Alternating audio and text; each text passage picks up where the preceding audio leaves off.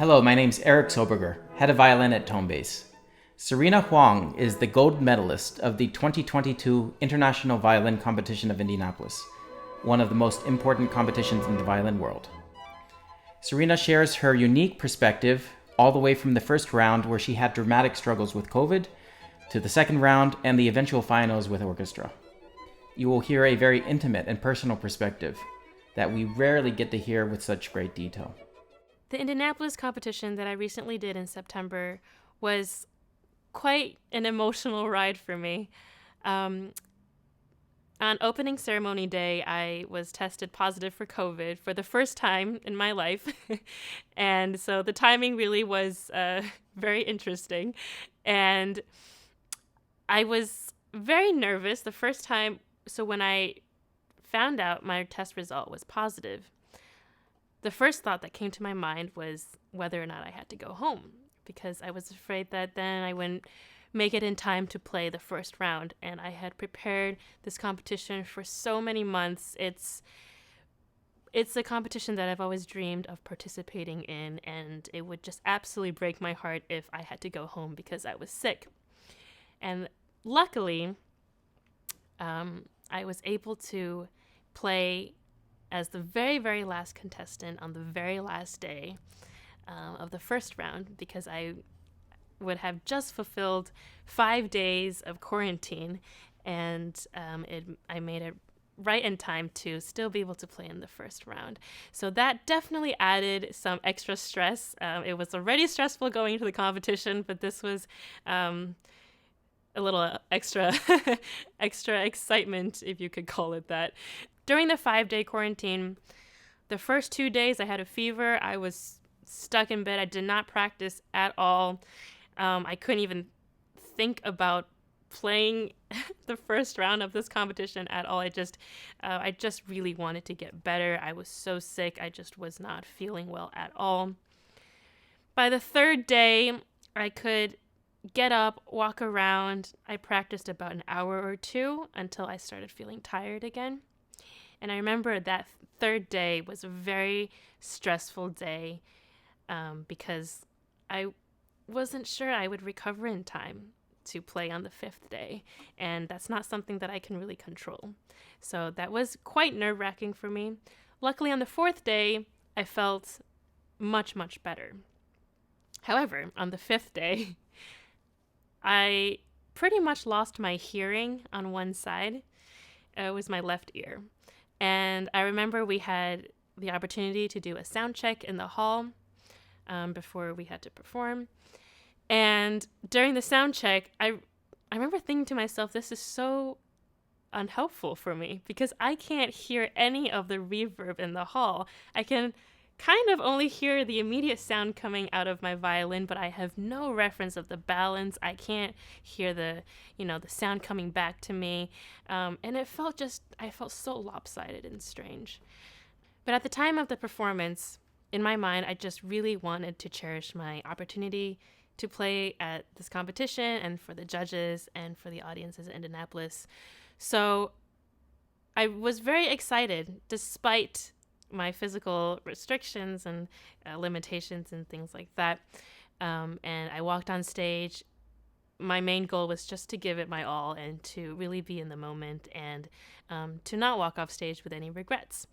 And luckily, as I walked on stage and when I was really in the mood trying to play the music the way I want, I forgot about the fact that I could only hear out of one ear. So it didn't actually distract me that much in the actual performance. I will also say, preparing for this competition, I woke up at 8 a.m. every morning for about 1 week before going to the competition to play through the entire first round. And I'm very grateful that I did that, because the point of running through repertoire before being warmed up at all is to put yourself in an uncomfortable situation, is to put yourself in a situation where you might feel insecure and maybe a little bit scared about something. And if I can play well under those circumstances, then that actually boosts my confidence and makes me feel like I can do it regardless of whatever situation I'm given. And luckily, I did that, because at the competition, I definitely was not in a comfortable situation, but I did have that sense of confidence knowing that I will be able to do it, because I had forced myself to wake up early and play through the repertoire without warming up at all. And to me, if I was able to do that, then even if I felt sick that day, I think that still helped me a lot, and I felt fairly confident to play through all of the repertoire then.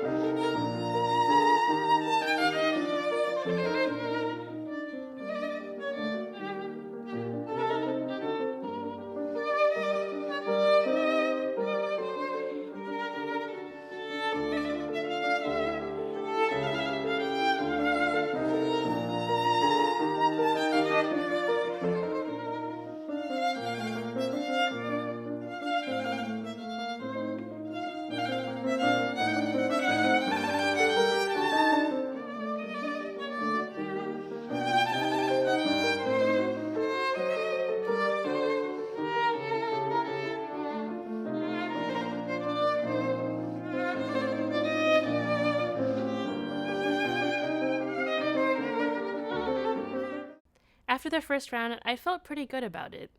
I will say it wasn't a perfect performance, but when I felt good about it, it's because I was able to perform these pieces the way that I wanted to. And I was able to express my interpretation, my experience working on these pieces, and play in a way that felt personal to me. And as long as I was able to do that, I was happy with the way I performed it. In the second round, physically I was doing a lot better. I didn't play with a mask for the first time. It definitely felt freeing that I could play without a mask at a competition. I know in the first round I was kind of struggling with getting the right position of the mask so that it wouldn't get in my way. But in the second round, I was able to just focus on performing. And actually, I remember when I got off stage, I told my pianist, Olivia, that, wow, this hall has really great acoustics. And I wasn't able to appreciate it until then because my ears were finally being more normal this time. So in the second round, I played pieces that meant a lot to me. I started with Beethoven Violin Sonata No. 7 in C minor. It's one of my favorite Beethoven sonatas. Followed by Brahms Sonata No. 2 in A major. Also one of my favorite sonatas written by Brahms. And in fact, that was a brand new piece for me. And I chose that sonata because I really wanted to give myself that challenge and to really put my own interpretation and understandings into the music. And after Brahms, I played the commissioned work by Mr. Harbison in Concerto. And it's a work that I actually really, really enjoyed playing and learning and discovering. It was a very imaginative work with a beautiful sound world, and the atmosphere is very mysterious and actually quite freeing to play. And finally, the last work I played in that round was the Bartók Rhapsody No. 1.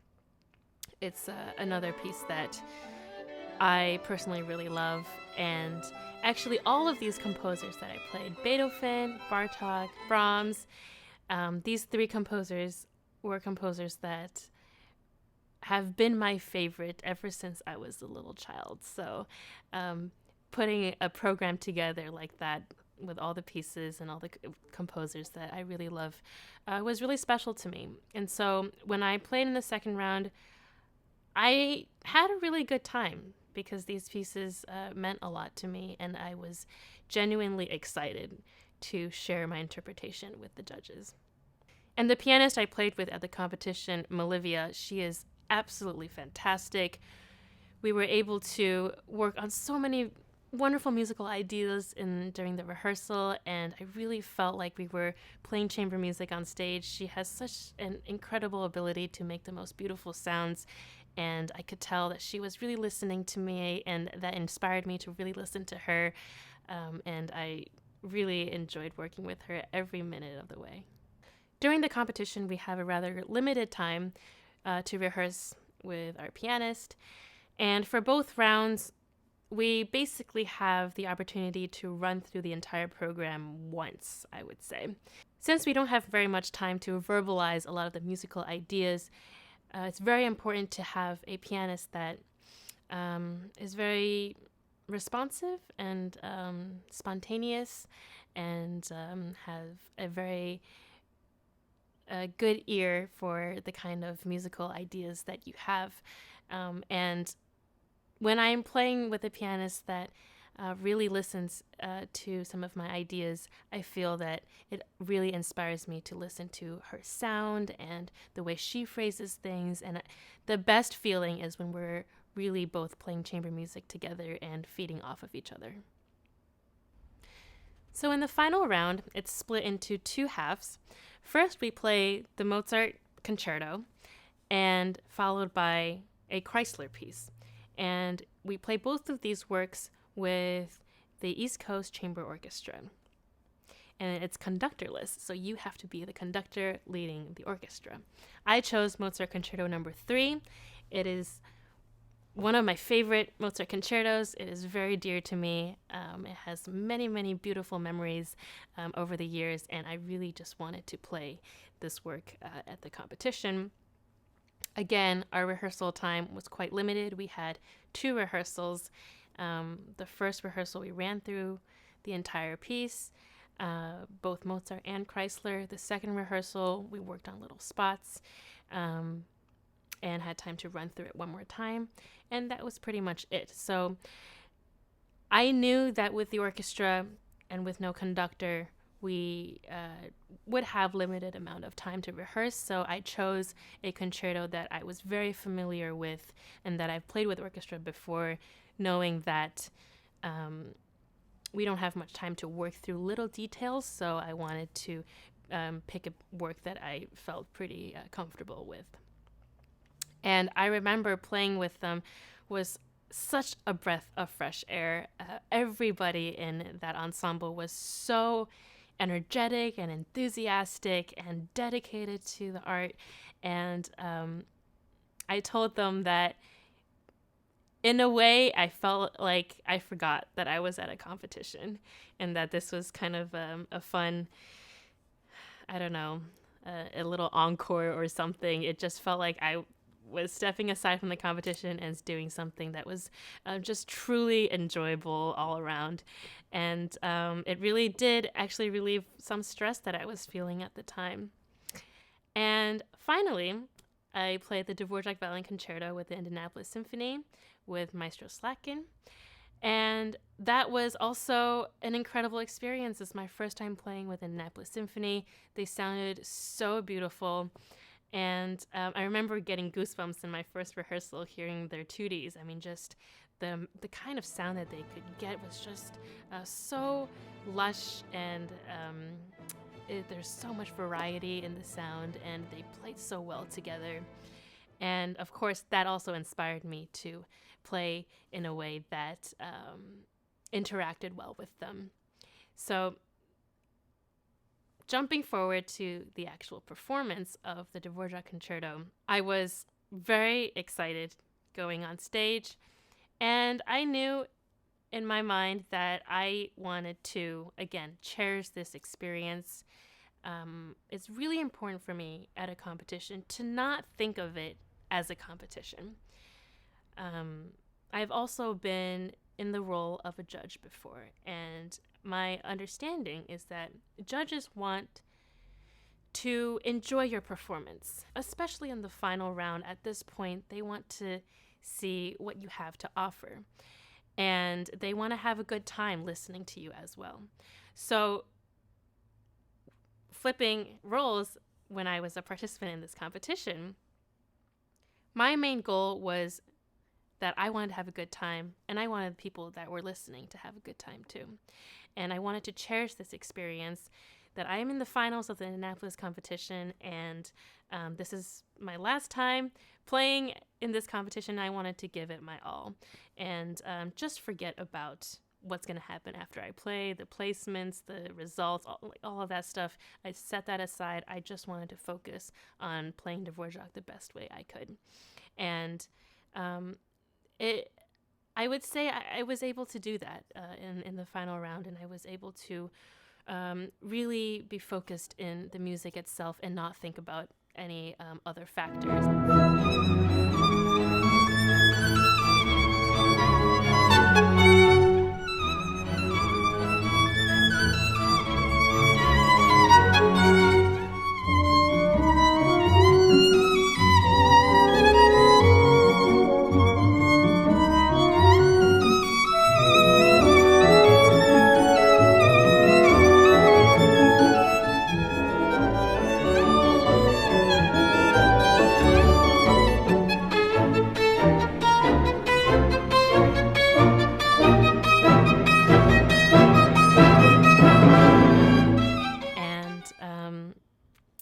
After the performance, that was when I started to get really nervous because then all the competition factors started to get back into my head. And, this is kind of the moment we've all been waiting for. But at the same time, I knew that I had left everything on stage and I didn't have any regrets. And whatever happens, I'll be happy with it. As they were announcing the results, all 6 of us were backstage waiting for our names to be called. They announced the names starting from the 6th place and going forward like that. And when it was time for the top 2 places, so it was me and Julian Rhee backstage waiting, we gave each other a big hug. We've known each other for some time. Julian actually also won the Elmar Oliveira International Violin Competition. It is a competition that I won several years before he did. So we'd known each other from this competition and from this competition family, maybe you could say it like that. So anyway, I was just really excited for him and at that point, whatever name is called, I would be really happy. And when I found out that I had won the competition, I don't think it registered in my mind for a good minute. I think I just kind of stared into space and just was kind of in shock. And then I kind of crouched down because I was just in disbelief and holding my face because I was just so in shock at how this result turned out, and just so incredibly grateful for this opportunity. And it still feels kind of surreal when I think about that moment and how things turned out. And I was definitely on cloud 9 for a while, and I just feel really, really grateful that this was the opportunity that was given to me. After the competition, I met up with the executive director of the International Violin Competition of Indianapolis, Glenn Kwok. He is now my new manager for the next 4 years, and he will be managing all of my concerts and as well as helping me with a lot of PR-related things. And so those were the more practical and realistic side of what happens after the competition. He gave me some concerts already, and many that I'm already very, very excited about. But aside from that, I had to think a little bit about long-term, what is just starting for me right now. The career, winning this competition, of course, is such a huge honor. But I understand that this is just the very beginning of building a career. This is just giving me an opportunity to have a lifelong career as a violinist. And something that I learned from this competition was there's something to be said about playing in a way that you like, playing in a way that is personal to yourself. And when I think back on some of the past performances I've done and the past competitions I've done. I've kind of gone through a journey of prioritizing my interpretation in the pieces I'm playing at a competition. Early on in my musical journey, when I'm playing at a competition, my goal is to please the judges. My goal is to play in a way that is not wrong. And over the years, I realized that, one, you can never please all the judges. Music is quite subjective. Everyone will have different tastes. Everyone will have different preferences here and there. And you will be kind of swayed left and right so much if you're trying to just please the people that are listening to your music. But this time around, I decided that I wanted to play these pieces in a way that felt real to me. That when I'm on stage, I want to be as genuine as possible. How I phrase every phrase in every piece, I want it to be something that spoke to me rather than worry about whether or not this is correct, or whether or not the majority would find it pleasing, find it good, find it bad. And I ended up having a lot of more creativity with the music, and I started playing around with a lot of different ideas, bowings, fingerings, and it opened up a lot of different perspectives to the music. And I think going forward, as a musician, it's really important to always stay very genuine when you're performing, and to prioritize this music as something that is personal to you, instead of playing it in a way that is correct or that is right. At the end of the day, art is something that is a human expression, and you have to be able to have the courage to be different from other people, or have the courage to voice your own opinion. That's when the art becomes the most effective, in my opinion. So going forward, that's where my priority will be. I will continue to look inwards, search, different ideas and different perspectives, and see what speaks to me and how to personalize my performance and my views towards the works that I perform.